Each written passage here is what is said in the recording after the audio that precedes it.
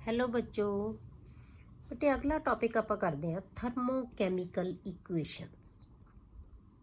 थर्मोकैमिकल equation करन तो पहला बेटे आपां नूं कैमिकल इक्वेशन पता होनी चाहिए है कि कैमिकल इक्वेशन किनू कहने असीं। बेटे किसी भी कैमिकल रिएक्शन नूं जदों आपां उहदी सिंबल्स ते फॉर्मूले दी टर्म्स दे विच लिख दिंदे आ तो उहनूं असीं कैमिकल इक्वेशन कहने आ। ठीक है, जिवें आप सपोज करो आप लिख दिए hydrogen plus oxygen gives water, ये एक कैमिकल रिएक्शन है। जे आप इसी रिएक्शन उहदे सिंबल्स दे विच लिख दिए, आप लिख दिए H2 plus O2 gives H2O। ठीक है, बैलेंस करांगे आपां। ठीक है, तो उहनूं आपां की कवांगे बेटे, उहनूं कवांगे असीं कैमिकल इक्वेशन।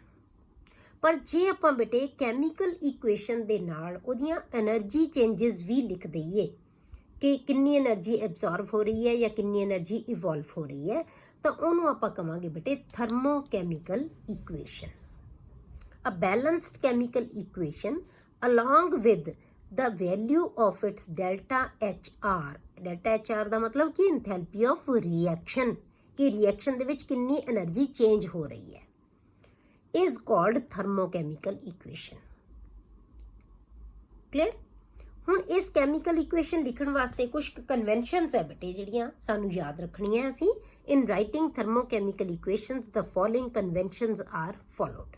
मतलब कुछ रूल है जिहड़े सानू फॉलो करने पैंदे हैं। ठीक है, सब तो पहला आपां लैने आ कि किसी भी एक्सोथर्मिक रिएक्शन वास्ते डेल्टा एच है जिहड़ा वो नैगेटिव, ते जिहड़ा हैगा एंडोथर्मिक रिएक्शन वास्ते डेल्टा एच है जिहड़ा वो पॉजिटिव है। For exothermic reaction, delta H is negative and is positive for endothermic reaction. ये आप याद रखना है। ठीक है, दूसरा, the values of delta H are normally given under standard conditions of temperature and pressure.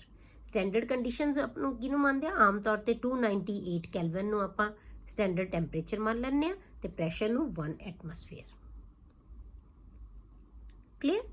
तीसरी कंडीशन बेटे, तीसरी जिहड़ी कन्वेंशन है, द कोफिशिएंट्स ऑफ डिफरेंट आपां कहिए द स्टोकियोमेट्रिक कोफिशिएंट्स कह लो तुसीं of the different reactants and products involved in the equation are in terms of moles. मतलब आपां कोई भी इक्वेशन लवांगे बैलेंस्ड इक्वेशन, जिहड़े उहदे स्टोकियोमेट्रिक कोफिशिएंट्स हुंदे आ ना बेटे, ਉਹ मोल्स दी टर्म्स ਦੇ ਵਿੱਚ ਲੈਣੇ ਆਪਾਂ। कोई भी इक्वेशन लिखांगे ਆਪਾਂ, ठीक है, जिवें ਆਪਾਂ इक्वेशन लिखती, ਜਿਹੜੇ ਇਹਦੇ ਸਟੋਕਿਓਮੈਟਰੀ ਹੈ ਦੀ ਇਹਦੇ ਮੂਰੇ ਕੀ ਹੈ 1 ਹੈ, ਇਹ ਕੀ ਹੈ ਹਾਫ ਹੈ, ਇਹ ਕੀ ਹੈ 1 ਹੈ। ਇਹ ਸਾਰੇ ਜਿਹੜੇ ਸਟੋਕਿਓਮੈਟ੍ਰਿਕ ਕੋਫੀਸ਼ੀਐਂਟਸ ਹੈ ਇਹਨਾਂ ਦਾ ਮਤਲਬ ਇਹ ਉਹਨੇ ਮੋਲਸ ਹੈ। ਮੋਲ ਦੀ ਟਰਮਸ ਲੈਣੇ ਨੇ, 1 मोल, हाफ मोल, 1 मोल। क्लियर हो गया। इन टर्म्स ऑफ मोल्स लवांगे। The physical state of the different reactants and products must be indicated. Equation ਦੇ ਵਿੱਚ ਉਹਨਾਂ ਦੀ physical state ਜ਼ਰੂਰ indicate ਕੀਤੀ ਹੋਣੀ ਚਾਹੀਦੀ ਹੈ ਬੇਟੇ, because the value of delta H changes with the change in physical state. ਕਿਉਂਕਿ physical state ਦੇ change ਹੋਣ ਨਾਲ delta H ਦੀ value change ਹੋ ਜਾਂਦੀ ਹੈ। इस करके सानू दसना पएगा कि किहड़ी असी फिजिकल स्टेट लै रहे हैं, कि वो सॉलिड है, लिक्विड है या गैस है। जिवें आपां एग्जांपल लईए, आपां वाटर दी प्रैपरेशन हो रही है हाइड्रोजन ते ऑक्सीजन तो। हुण हाइड्रोजन ते ऑक्सीजन बोथ आर गैसेस, पर जिहड़ा वाटर है वो लिक्विड दी फॉर्म दे विच बन रहा है, तो उदों डेल्टा एच है ना बेटे वो है -286 किलो जूल्स। पर जदों इन्हां तो ही जिहड़ा H2O गैसियस फॉर्म दे विच बन रहा बेटे, उदों जिहड़ी डेल्टा एच दी वैल्यू है वो -242 किलो जूल्स है। मतलब दोनों की एनर्जी दे विच डिफरेंस है। जदों लिक्विड फॉर्म बनेगा उदों एनर्जी डिफरेंट है, एक्सचेंज जिहड़ी एनर्जी दी हुंदी है। जदों गैसियस फॉर्म दे विच बनेगा उदों एनर्जी डिफरेंट है। इस करके ये जरूरी है कि जदों असी कोई भी थर्मोकैमिकल इक्वेशन लिखीए तो उहदियां जिहड़ियां फिजिकल स्टेट्स नाल लिखियां होईयां होण, तां उहनां दी एनर्जी सानूं असी सही दस सकदे हां। क्लियर। अगली जिहड़ी बेटे कन्वेंशन है, if the coefficients of the substances, ਜਿਹੜੇ ਆ coefficient ਮੂਰੇ stoichiometric coefficients of the substances involved in the reaction are, ਜਿਹੜੇ ਵੀ ਇਹਦੇ coefficient ਹੈ ਜੇ ਉਹਨਾਂ ਨੂੰ ਆਪਾਂ multiplied ਕਰੀਏ ਜਾਂ divide ਕਰੀਏ by certain factors, then the value of delta H is also treated in the same way. ਜੇ ਆਪਾਂ ਕਿਸੇ ਇਕੁਏਸ਼ਨ ਨੂੰ ਕਿਸੇ ਵੀ ਫੈਕਟਰ ਦੇ ਨਾਲ ਮਲਟੀਪਲਾਈ ਕਰਨਾ ਹੈ ਜਾਂ ਕਿਸੇ ਫੈਕਟਰ ਦੇ ਨਾਲ ਬੇਟੇ ਆਪਾਂ ਡਿਵਾਈਡ ਕਰਨਾ ਹੈ ਤਾਂ એનર્ਜੀ ਨੂੰ ਵੀ ਅਸੀਂ ਉਸੇ ਫੈਕਟਰ ਦੇ ਨਾਲ ਮਲਟੀਪਲਾਈ ਜਾਂ ਡਿਵਾਈਡ ਕਰਾਂਗੇ। ਸਪੋਜ਼ ਕਰੋ ਇਹਨੂੰ ਆਪਾਂ 2 ਨਾਲ ਮਲਟੀਪਲਾਈ ਕਰਨਾ ਹੈ ਇਕੁਏਸ਼ਨ ਨੂੰ, ਤਾਂ ਆਪਾਂ ਕੀ ਕਰਾਂਗੇ 2H2 ਪਲੱਸ ਇਹਨੂੰ 2 ਨਾਲ ਮਲਟੀਪਲਾਈ ਕਰਾਂਗੇ ਤਾਂ ਕੀ ਆ ਜਾਏਗਾ 1 ਆ ਜਾਏਗਾ 1O2, ਠੀਕ ਹੈ O2 ਹੀ ਇਕੱਲਾ ਲਿਖਾਂਗੇ ਗਿਵਜ਼ 2H2O। ਤਾਂ એનર્ਜੀ ਚੇਂਜ ਕਿੰਨੀ ਹੋ ਜਾਏਗੀ ਬੇਟੇ, ਇਹਨੂੰ ਵੀ ਅਸੀਂ 2 ਨਾਲ ਮਲਟੀਪਲਾਈ ਕਰਾਂਗੇ, ਡਬਲ ਹੋ ਜਾਏਗੀ ਇਹਦੇ ਨਾਲ। ਕਲੀਅਰ ਹੋ ਗਿਆ? ਤਾਂ ਜਿਹੜੇ ਫੈਕਟਰ ਨਾਲ ਆਪਾਂ ਇਕੁਏਸ਼ਨ ਨੂੰ ਮਲਟੀਪਲਾਈ ਕਰਾਂਗੇ ਉਹਦੇ ਨਾਲ ਹੀ એનર્ਜੀ ਨੂੰ ਮਲਟੀਪਲਾਈ ਕਰਾਂਗੇ, ਜਿਸ ਫੈਕਟਰ ਨਾਲ ਇਕੁਏਸ਼ਨ ਨੂੰ ਡਿਵਾਈਡ ਕਰਾਂਗੇ ਉਹਦੇ ਨਾਲ ਹੀ એનર્ਜੀ ਨੂੰ ਵੀ ਡਿਵਾਈਡ ਕਰਾਂਗੇ। ਇਹਨੂੰ ਇੱਕ ਐਲਜੈਬਰਿਕ ਇਕੁਏਸ਼ਨ ਦੀ ਤਰ੍ਹਾਂ ਆਪਾਂ ਕੰਸੀਡਰ ਕਰਨਾ ਹੈ। ਕਲੀਅਰ? ਅਗਲਾ ਪੁਆਇੰਟ ਹੈ ਬੇਟੇ, in case of reaction is written in the reverse order। ਜੇ ਕੋਈ ਰਿਵਰਸੀਬਲ ਰਿਐਕਸ਼ਨ ਹੋਵੇ ਬੇਟੇ ਉਹਨੂੰ ਅਸੀਂ ਰਿਵਰਸ ਆਰਡਰ ਦੇ ਵਿੱਚ ਲਿਖ ਦਈਏ ਤਾਂ ਡੈਲਟਾ H ਦੀ ਵੈਲਿਊ ਹੈ ਬੇਟੇ ਉਹਦਾ ਮੈਗਨੀਟਿਊਡ ਤਾਂ ਉਹੀ ਰਹੇਗਾ ਪਰ ਉਹਦਾ ਸਾਈਨ ਹੈ ਜਿਹੜਾ ਉਹ ਕੀ ਹੋ ਜਾਏਗਾ, ਉਲਟ ਜਾਏਗਾ, ਰਿਵਰਸ ਹੋ ਜਾਏਗਾ। in case the reaction is written in the reverse order, then the sign of delta H changes although its magnitude remains same। ਜਿਵੇਂ ਆਪਾਂ ਐਗਜ਼ਾਮਪਲ ਲਈਏ ਅਮੋਨੀਆ ਦੀ, ਠੀਕ ਹੈ N2 plus H2 gives ammonia, delta H is equal to minus 91.8 kilojoules, 91.8 kilojoules ਇਹਦੀ energy ਇਹ release ਕਰਦਾ, minus ਹੈ। ਪਰ ਜੇ ਆਪਾਂ ਇਸੇ ਰਿਐਕਸ਼ਨ ਨੂੰ ਬੇਟੇ ਉਲਟਾ ਕਰ ਦਈਏ, ਰਿਵਰਸ ਕਰ ਦਈਏ ਕਿ ਅਮੋਨੀਆ ਦੀ ਡੀਕੰਪੋਜੀਸ਼ਨ ਹੋ ਰਹੀ ਹੈ, ਠੀਕ ਹੈ, ਜੇ ਆਪਾਂ ਅਮੋਨੀਆ ਨੂੰ ਡੀਕੰਪੋਜ਼ ਕਰਾਂਗੇ ਤਾਂ ਡੀਕੰਪੋਜ਼ ਹੋ ਕੇ ਕੀ ਬਣੇਗਾ ਇਹ N2 plus H2, ਠੀਕ ਹੈ 3H2 ਬੈਲੈਂਸ ਤਾਂ ਕਰਨਾ ਹੀ ਕਰਨਾ ਹੈ N2 plus 3H2। ਇਹ ਰਿਐਕਸ਼ਨ ਹੁਣ ਇਹਦੀ ਡੀਕੰਪੋਜੀਸ਼ਨ ਜਦੋਂ ਹੋਏਗੀ ਨਾ ਬੇਟੇ ਇਹ ਉਦੋਂ એનર્ਜੀ ਐਬਜ਼ੌਰਬ ਕਰੇਗਾ। ਇਹ ਇੱਕ ਰਿਵਰਸੀਬਲ ਰਿਐਕਸ਼ਨ ਹੈ, ਇਸੇ ਕਰਕੇ ਇਹਦੀ એનર્ਜੀ ਜਦੋਂ ਆਪਾਂ ਫਾਰਵਰਡ ਇਸ ਡਾਇਰੈਕਸ਼ਨ 'ਚ ਦਿਖਾਉਣਾ ਹੈ ਤਾਂ ਉਦੋਂ ਮਾਈਨਸ ਆਏਗਾ, ਜਦੋਂ ਇਹ ਅਸੀਂ ਇੱਧਰੋਂ ਉਲਟ ਡਾਇਰੈਕਸ਼ਨ ਦੇ ਵਿੱਚ ਦਿਖਾਵਾਂਗੇ ਤਾਂ ਇਹ ਸਾਈਨ ਪਲੱਸ ਹੋ ਜਾਏਗਾ। ਇਹ એનર્ਜੀ ਰਿਲੀਜ਼ ਕਰਦਾ ਜਦੋਂ ਇਹ ਰਿਐਕਸ਼ਨ ਹੁੰਦਾ ਉਦੋਂ એનર્ਜੀ ਰਿਲੀਜ਼ ਹੁੰਦੀ ਹੈ, ਪਰ ਜਦੋਂ ਇਸ ਤੋਂ ਰਿਵਰਸ ਰਿਐਕਸ਼ਨ ਹੁੰਦਾ ਤਾਂ ਉਦੋਂ એનર્ਜੀ ਐਬਜ਼ੌਰਬ ਹੁੰਦੀ ਹੈ। ਰਿਐਕਸ਼ਨ ਉਹੀ ਹੈ। ਕਲੀਅਰ ਹੋ ਗਿਆ? ਜਿਵੇਂ ਆਪਾਂ ਵਾਟਰ ਲੈ ਲਈਏ, ਆਪਾਂ ਕੀ ਕਰੀਏ ਵਾਟਰ ਨੂੰ ਆਪਾਂ ਫ੍ਰਿਜ ਦੇ ਵਿੱਚ ਰੱਖ ਦਈਏ ਤਾਂ ਉਹ ਹੀਟ ਰਿਲੀਜ਼ ਕਰੇਗਾ, ਟੈਂਪਰੇਚਰ ਘਟੇਗਾ ਉਹਦਾ। ਪਰ ਜੇ ਆਪਾਂ ਉਲਟ ਪ੍ਰੋਸੈਸ ਕਰੀਏ ਬੇਟੇ ਫ੍ਰਿਜ ਦੇ ਵਿੱਚੋਂ ਕੱਢ ਕੇ ਆਪਾਂ ਆਈਸ ਨੂੰ ਬਾਹਰ ਰੱਖ ਦਈਏ ਤਾਂ ਉਹ એનર્ਜੀ ਐਬਜ਼ੌਰਬ ਕਰੇਗਾ, ਓਨੀ ਹੀ એનર્ਜੀ ਲਏਗਾ ਬੇਟੇ ਜਿੰਨੀ ਉਹਨੇ ਬਰਫ਼ ਬਣਨ ਵੇਲੇ ਲੂਜ਼ ਕੀਤੀ ਸੀ। ਉਹ ਪਾਣੀ ਬਣਨ ਵੇਲੇ ਉਨੀ ਹੀ એનર્ਜੀ ਨੂੰ ਗੇਨ ਕਰ ਲਏਗਾ, ਅਮਾਊਂਟ ਸੇਮ ਰਹੇਗਾ। ਇਸ ਕਰਕੇ ਜਿਹੜੀ ਇਹਨੇ ਰਿਲੀਜ਼ ਕੀਤੀ એનર્ਜੀ ਤੇ ਇਹਨੂੰ ਬ੍ਰੇਕ ਕਰਨ ਲਈ ਉਨੀ ਹੀ એનર્ਜੀ ਅਸੀਂ ਇਹਨੂੰ ਦੇਵਾਂਗੇ। ਕਲੀਅਰ ਹੋ ਗਿਆ? ਤਾਂ ਇਹ ਜਿਹੜੀਆਂ ਕਨਵੈਨਸ਼ਨਸ ਹੈ ਬੇਟੇ ਇਹ ਜ਼ਰੂਰੀ ਹੋਣੀਆਂ ਚਾਹੀਦੀਆਂ ਸਾਨੂੰ ਪਤਾ ਜਦੋਂ ਵੀ ਅਸੀਂ ਕੋਈ ਥਰਮੋਕੈਮੀਕਲ ਇਕੁਏਸ਼ਨ ਹੈ ਜਿਹੜੀ ਉਹ ਲਿਖਾਂਗੇ। ਕਲੀਅਰ? ਹੁਣ ਆਪਾਂ ਕਰਦੇ ਹਾਂ ਬੇਟੇ ਇੰਥੈਲਪੀ ਆਫ ਰਿਐਕਸ਼ਨ। ਹੁਣ ਆਪਾਂ ਇੰਥੈਲਪੀ ਆਫ ਰਿਐਕਸ਼ਨ ਕੀ ਹੁੰਦੀ ਹੈ ਬੇਟੇ, ਆਪਾਂ ਥਰਮੋਕੈਮੀਕਲ ਇਕੁਏਸ਼ਨ ਲਿਖ ਲਈ, ਉਹਦੇ ਵਿੱਚ ਕੀ ਹੈ ਆਪਾਂ ਕਿ એનર્ਜੀ ਚੇਂਜਸ ਨੂੰ ਲਿਖਾਂਗੇ ਅਸੀਂ। ਹੁਣ ਉਸ ਕੈਮੀਕਲ ਇਕੁਏਸ਼ਨ ਦੇ ਵਿੱਚ ਬੇਟੇ ਜਿਹੜੀ ਅਸੀਂ ਕੈਮੀਕਲ ਇਕੁਏਸ਼ਨ ਲਿਖੀ ਹੈ ਉਹਦੇ ਨਾਲ ਜਿਹੜੀ ਅਸੀਂ એનર્ਜੀ ਲਿਖੀ ਹੈ ਨਾ ਉਸ ਨੂੰ ਕਹਿੰਦੇ ਹਾਂ ਅਸੀਂ ਇੰਥੈਲਪੀ ਆਫ ਰਿਐਕਸ਼ਨ। ਅਸੀਂ ਕਿਉਂਕਿ ਅਸੀਂ ਇੰਥੈਲਪੀ ਦੀ ਟਰਮਸ ਦੇ ਵਿੱਚ ਹੀ ਲੈਂਦੇ ਹਾਂ ਹੁਣ એનર્ਜੀ ਚੇਂਜ, ਹੁਣ ਅਸੀਂ ਇੰਟਰਨਲ એનર્ਜੀ ਨਹੀਂ ਲੈਂਦੇ, ਇੰਥੈਲਪੀ ਦੀ ਫਾਰਮ ਦੇ ਵਿੱਚ ਹੀ ਲੈਂਦੇ ਹਾਂ, ਇਸ ਕਰਕੇ ਉਹਨੂੰ ਆਪਾਂ ਇੰਥੈਲਪੀ ਆਫ ਰਿਐਕਸ਼ਨ ਕਹਿੰਦੇ ਹਾਂ। ਹੁਣ ਇੰਥੈਲਪੀ ਆਫ ਰਿਐਕਸ਼ਨ ਕੀ ਹੁੰਦੀ ਹੈ ਬੇਟੇ, in a chemical reaction reactants are converted into products। ਇੱਕ ਕੈਮੀਕਲ ਰਿਐਕਸ਼ਨ ਕੀ ਹੁੰਦਾ ਹੈ ਬੇਟੇ, ਰਿਐਕਟੈਂਟਸ ਹੈ ਕਾਹਦੇ 'ਚ ਕਨਵਰਟ ਹੋ ਜਾਂਦੇ ਆ, ਪ੍ਰੋਡਕਟ ਦੇ ਵਿੱਚ। ਹੁਣ ਇਸ ਕੈਮੀਕਲ ਰਿਐਕਸ਼ਨ ਦੇ ਨਾਲ ਜਿਹੜੀ એનર્ਜੀ ਚੇਂਜ ਆਏਗੀ ਉਸ એનર્ਜੀ ਚੇਂਜ ਨੂੰ ਆਪਾਂ ਕਹਾਂਗੇ enthalpy of reaction. The enthalpy change accompanying a chemical reaction represented by a balanced chemical equation is called enthalpy of reaction. ਕਿਸੇ ਇੱਕ ਬੈਲੈਂਸ ਕੈਮੀਕਲ ਇਕੁਏਸ਼ਨ ਦੇ ਨਾਲ ਜਿਹੜੀ એનર્ਜੀ ਚੇਂਜ ਅਸੀਂ ਲਿਖਦੇ ਹਾਂ ਉਹਨੂੰ ਅਸੀਂ enthalpy of reaction ਕਹਿੰਦੇ ਹਾਂ. It is represented by the symbol delta RH ਜਾਂ delta HR ਵੀ ਲਿਖ ਸਕਦੇ ਹਾਂ ਆਪਾਂ. Clear? For example, ਆਪਾਂ ਲਿਖ ਲਿਆ C plus O2 gives CO2. ਠੀਕ ਹੈ, ਕਾਰਬਨ ਆਕਸੀਜਨ ਨਾਲ ਮਿਲ ਕੇ ਕੀ ਬਣਾ ਲਿਆ? CO2 ਬਣਾ ਰਿਹਾ. डेल्टा HR कितना बेटे -393.5 kilo joule. CH4 plus 2O2 gives CO2 plus H2O. The delta H -890.2 kilo joules. ਹੁਣ ਇਹ ਨਾਲ ਇਹ ਇੱਕ ਕੈਮੀਕਲ ਥਰਮੋਕੈਮੀਕਲ ਇਕੁਏਸ਼ਨ ਹੈ. ਕਿਸੇ ਥਰਮੋਕੈਮੀਕਲ ਇਕੁਏਸ਼ਨ ਦੇ ਵਿੱਚ ਜਿੰਨੀ એનર્ਜੀ ਉਹਦੇ ਨਾਲ ਰਿਪਰੈਜ਼ੈਂਟ ਕੀਤੀ ਜਾਂਦੀ ਹੈ ਉਹਨੂੰ ਅਸੀਂ ਇੰਥੈਲਪੀ ਆਫ ਰਿਐਕਸ਼ਨ ਕਹਿ ਦਿੰਦੇ ਹਾਂ. ਉਹ ਰਿਐਕਸ਼ਨ ਕੋਈ ਵੀ ਹੈ, ਠੀਕ ਹੈ, ਕੋਈ ਵੀ ਅਸੀਂ ਰਿਐਕਸ਼ਨ ਲਿਖਿਆ ਹੋਇਆ ਹੈ, ਜਿੰਨੀ ਉਹਦੇ ਨਾਲ એનર્ਜੀ ਚੇਂਜ ਲਿਖੀ ਪਰ ਬੈਲੈਂਸਡ ਹੋਣੀ ਚਾਹੀਦੀ ਹੈ ਇਕੁਏਸ਼ਨ.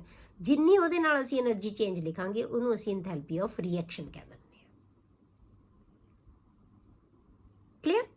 ਹੁਣ ਇੰਥੈਲਪੀ ਆਫ ਰਿਐਕਸ਼ਨ ਨੂੰ ਬੇਟੇ ਅਸੀਂ ਜਿਹੜੀਆਂ ਕਿਵੇਂ ਕੈਲਕੂਲੇਟ ਕਰਦੇ ਹਾਂ ਆਪਾਂ, ਜਿਹੜੀ ਇੰਥੈਲਪੀ ਆਫ ਰਿਐਕਸ਼ਨ ਹੈ ਕਿਵੇਂ ਕੈਲਕੂਲੇਟ ਕੀਤੀ ਜਾਂਦੀ ਹੈ ਉਹਨੂੰ ਆਪਾਂ ਕਹਿੰਦੇ ਹਾਂ ਬੇਟੇ sum of enthalpies of products minus sum of enthalpies of reactants.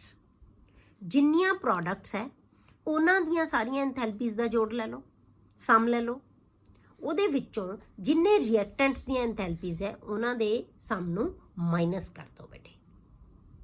Clear? ਉਹਨੂੰ ਕਹਿੰਦੇ ਹਾਂ ਅਸੀਂ ਇੰਥੈਲਪੀ ਆਫ ਰਿਐਕਸ਼ਨ, ਕਿਉਂਕਿ ਜਿੰਨੀਆਂ એનર્ਜੀਜ਼ ਰਿਐਕਟੈਂਟ ਦੀਆਂ ਤੇ ਜਿੰਨਾਂ ਦੀ ਪ੍ਰੋਡਕਟ ਦੀਆਂ, ਤਾਂ ਪ੍ਰੋਡਕਟਸ ਦੇ ਵਿੱਚੋਂ ਰਿਐਕਟੈਂਟ ਦੀਆਂ એનર્ਜੀਜ਼ ਨੂੰ ਮਾਈਨਸ ਕਰ ਦਿਓ, ਉਹ ਚੇਂਜ ਆ ਜਾਏਗੀ, ਉਹ ਇੰਥੈਲਪੀ ਆਫ ਰਿਐਕਸ਼ਨ ਹੋਏਗੀ. ਡੈਲਟਾ H ਜੇ ਆਪਾਂ ਫਾਰਮੂਲੇ ਦੇ ਵਿੱਚ ਲਿਖਣਾ ਹੈ, delta HR is equal to summation sigma, ਜਿਹਨੂੰ ਆਪਾਂ ਕਹਿੰਦੇ ਹਾਂ summation AIH products enthalpy of products minus summation of BIH reactants enthalpy of reactants. ਹੁਣ ਸਿਗਮਾ ਜਿਹੜਾ ਕਿਹਨੂੰ ਕਾਹਦੇ ਵਾਸਤੇ ਯੂਜ਼ ਕਰਦੇ ਹਾਂ ਬੇਟੇ? ਉਹਨੂੰ ਫਾਰ ਸਮੇਸ਼ਨ, ਮਤਲਬ ਆਪਾਂ ਜੋੜਨਾ ਸਾਰੀਆਂ ਇੰਥੈਲਪੀਜ਼ ਨੂੰ. Sigma is used for summation. AI and BI are stoichiometric coefficients of products and reactants. ਆ ਜਿਹੜੇ ਮੂਰੇ ਕਿੰਨੇ ਮੋਲਸ ਹੈ ਇਹਨਾਂ ਦੇ, ਮਤਲਬ ਮੋਲਸ ਨੂੰ ਰਿਪਰੈਜ਼ੈਂਟ ਕਰ ਰਿਹਾ ਹੈ, ਕਿੰਨੇ ਮੋਲਸ ਪ੍ਰੋਡਕਟ ਦੇ, ਕਿੰਨੇ ਮੋਲਸ ਰਿਐਕਟੈਂਟ ਦੇ ਹੈ, ਇਹ ਉਹਨਾਂ ਨੂੰ ਰਿਪਰੈਜ਼ੈਂਟ ਕਰ ਰਹੀ ਹੈ.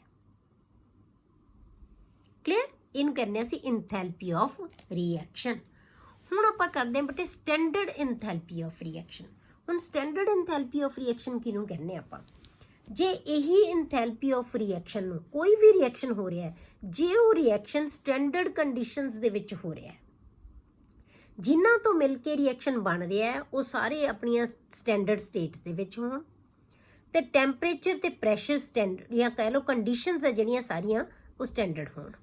ਜਿਵੇਂ ਟੈਂਪਰੇਚਰ 298 ਕੈਲਵਨ ਹੈ, ਪ੍ਰੈਸ਼ਰ ਹੈ ਜਿਹੜਾ 1 ਐਟਮੋਸਫੀਅਰ ਹੈ, ਇਹਨਾਂ ਕੰਡੀਸ਼ਨਸ ਦੇ ਵਿੱਚ ਜੇ ਰਿਐਕਸ਼ਨ ਹੋ ਰਿਹਾ ਹੈ ਤਾਂ ਉਹਨੂੰ ਅਸੀਂ ਕਹਿੰਦੇ ਹਾਂ ਸਟੈਂਡਰਡ ਇੰਥੈਲਪੀ ਆਫ ਰਿਐਕਸ਼ਨ. ਉਹਨੂੰ ਅਸੀਂ ਲਿਖਦੇ ਹਾਂ ਬੇਟੇ ਡੈਲਟਾ HR ਨੋਟ.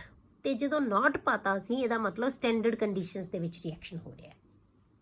ਠੀਕ ਹੈ, ਜੇ ਆਪਾਂ ਨੋਟ ਨਹੀਂ ਪਾਵਾਂਗੇ ਤਾਂ ਮਤਲਬ ਕੋਈ ਵੀ ਕੰਡੀਸ਼ਨਸ ਹੋ ਸਕਦੀਆਂ, ਕਿੰਨੇ ਮਰਜ਼ੀ ਟੈਂਪਰੇਚਰ ਕਿੰਨੇ ਪ੍ਰੈਸ਼ਰ ਦੇ ਉੱਤੇ ਰਿਐਕਸ਼ਨ ਹੋ ਸਕਦਾ ਹੈ. ਪਰ ਜੇ ਅਸੀਂ ਡੈਲਟਾ H ਨੋਟ ਪਾਤਾ ਤਾਂ ਮਤਲਬ ਕੀ ਹੈ? ਸਟੈਂਡਰਡ ਕੰਡੀਸ਼ਨਸ ਦੇ ਵਿੱਚ ਹੋਏਗਾ. It is the enthalpy change for a reaction when the reaction occur in standard conditions of temperature and pressure.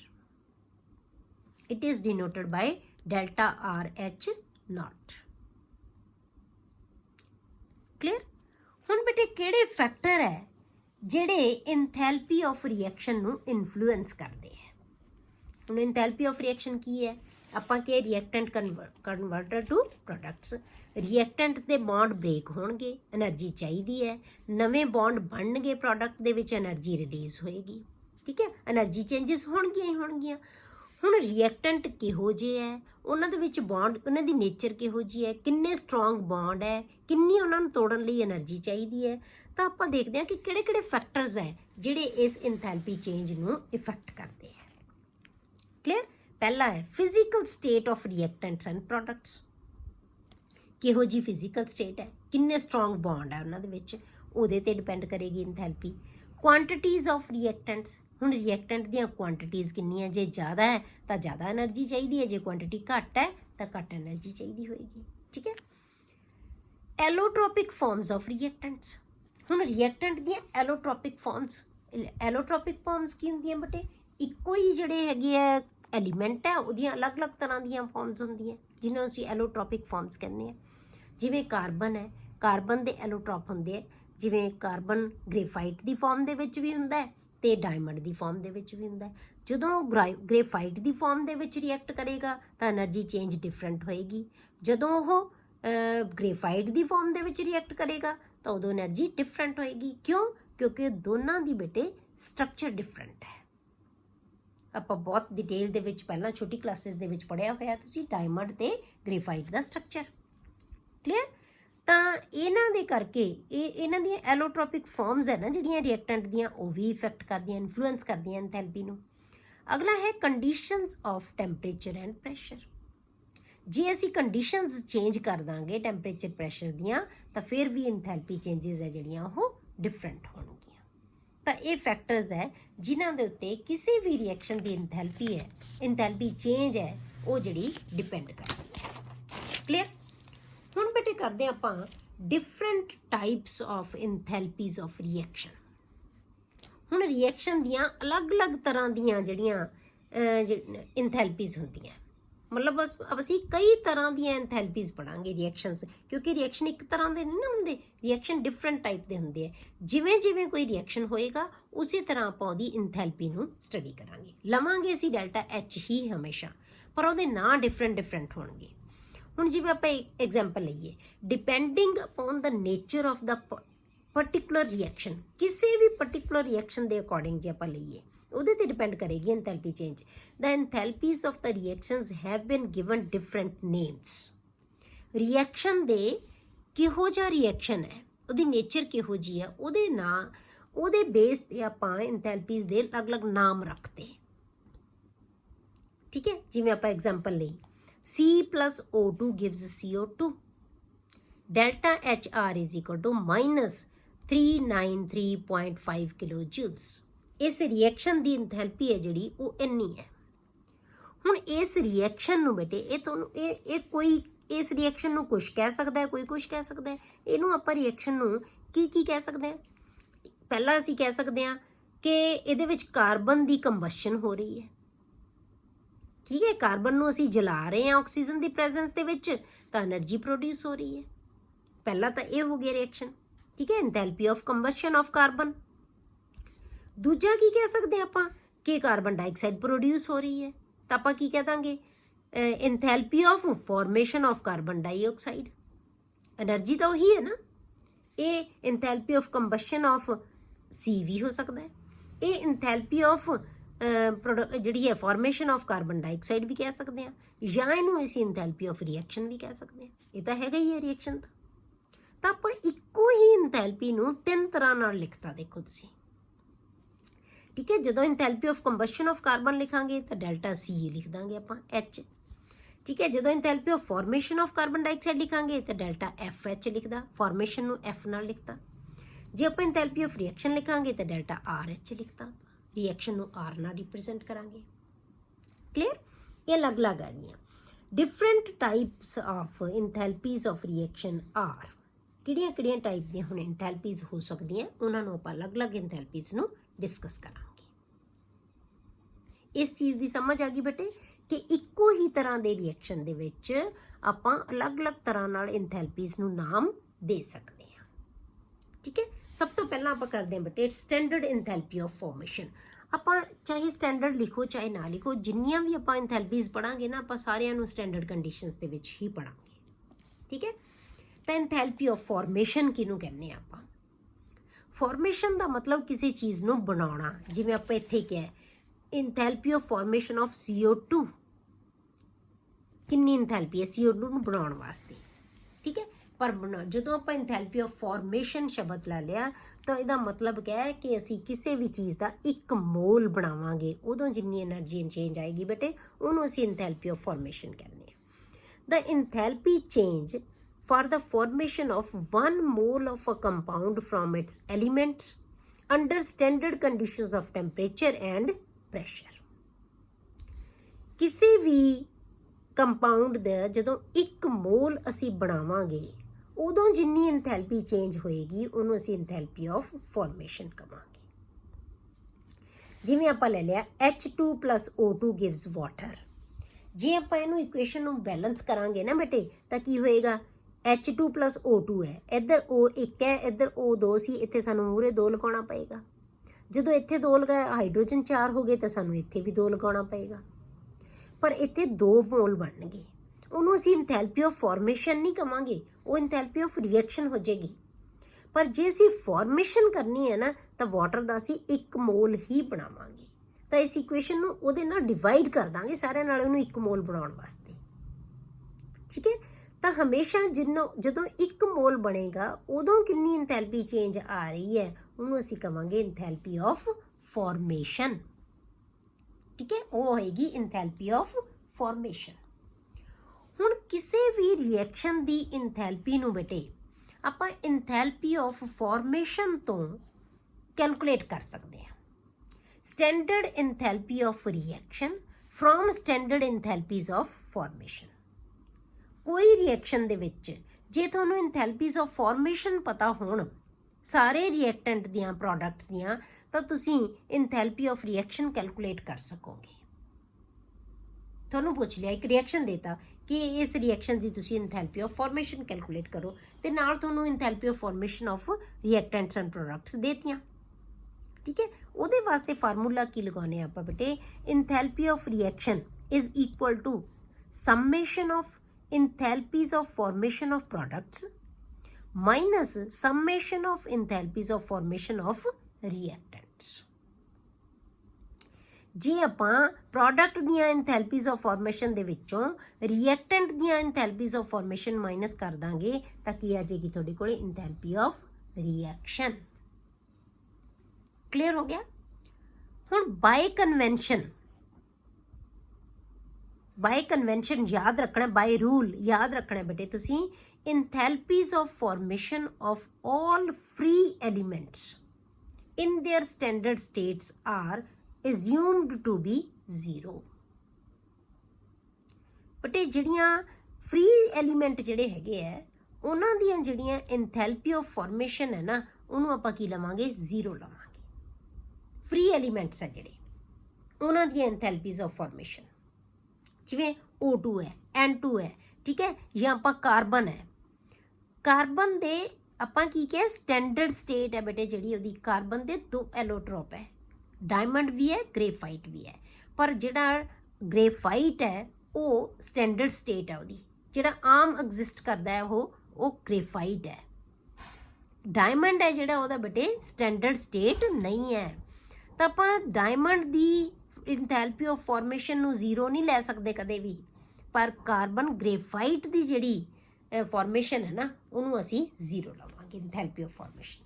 ਜਿਹੜੇ ਵੀ ਤੁਹਾਡੇ ਕੋਲੇ ਜਿਹੜੇ ਐਲੀਮੈਂਟਸ ਆਉਣਗੇ ਫ੍ਰੀ ਸਟੇਟ ਦੇ ਵਿੱਚ ਉਹਨਾਂ ਦੀ ਇੰਥੈਲਪੀ ਨੂੰ ਬਾਈ ਰੂਲ ਤੁਸੀਂ ਹਮੇਸ਼ਾ 0 ਐਜ਼ਿਊਮ ਕਰੋਗੇ, 0 ਹੀ ਤੁਸੀਂ ਇਹਨੂੰ ਐਜ਼ਿਊਮ ਕਰੋਗੇ ਜਦੋਂ ਵੀ ਤੁਸੀਂ ਕੰਪਾਊਂਡ ਲਾਓਗੇ। ਕਲੀਅਰ। ਇਹਦੇ ਨਾਲ ਰਿਲੇਟਡ ਬੇਟੇ ਆਪਾਂ ਜਿਹੜੇ ਹੈਗੇ ਆ ਨਿਊਮੈਰੀਕਲ ਹੈ ਉਹ ਨੈਕਸਟ ਲੈਕਚਰ ਦੇ ਵਿੱਚ ਡਿਸਕਸ ਕਰਾਂਗੇ।